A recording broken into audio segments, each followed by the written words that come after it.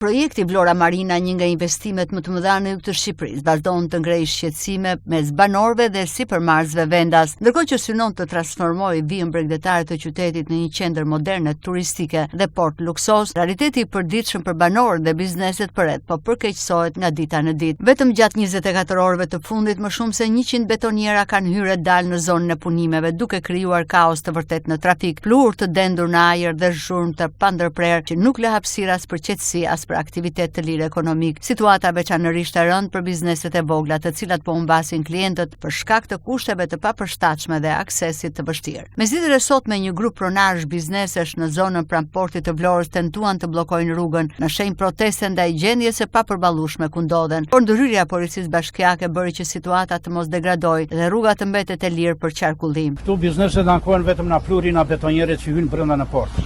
Ka 24 orë pa pushim betonjerët, është der beton rrugës që të dere portit deri te kryqëzimi.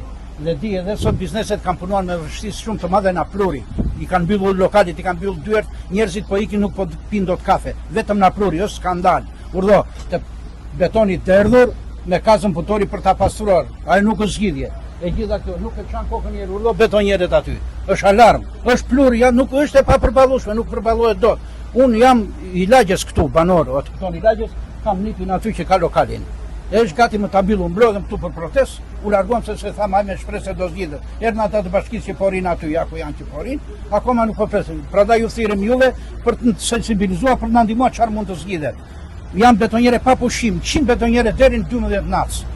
Brëm lokalet janë mbyllur të tëra, komplet rinin brenda, na pluri, nuk duroj shtot. Urdhë betonjere. Urdhë çabe.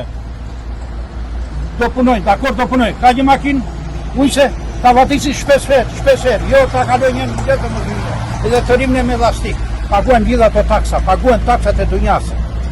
Kjo duhet zgjidhur, ato taksa tona, tjerë në të vejnë në punë të paktën. Po shumojnë këtu. Jeni vetëm tani që po... Tani këto momente shumë keq.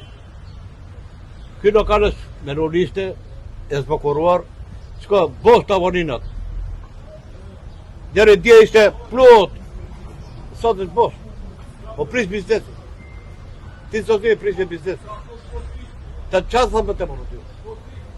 Vetë kaj, biznesi prishet të Vlorë vetëm nga ndërtimet që bëhen për raport. Ndërkohë autoritetet vendore nuk kanë dhënë ende një reagim zyrtar për mënyrën se si po menaxhohen pasojat e punimeve intensive. Banorët dhe sipërmarrësit kërkojnë masë të menjëhershme që të paktën të kufizohet lëvizja e mjeteve të rënda në oraret e pikut dhe të përmirësohen masat për ndotjen e ajrit dhe zhurmën. Investimet strategjike si Vlora Marina mund të sjellin zhvillim afatgjat, por nëse nuk shoqërohen me kujdes për komunitetin, atëherë rrezikojnë të krijojnë përplasje dhe prishje të harmonisë komunitare.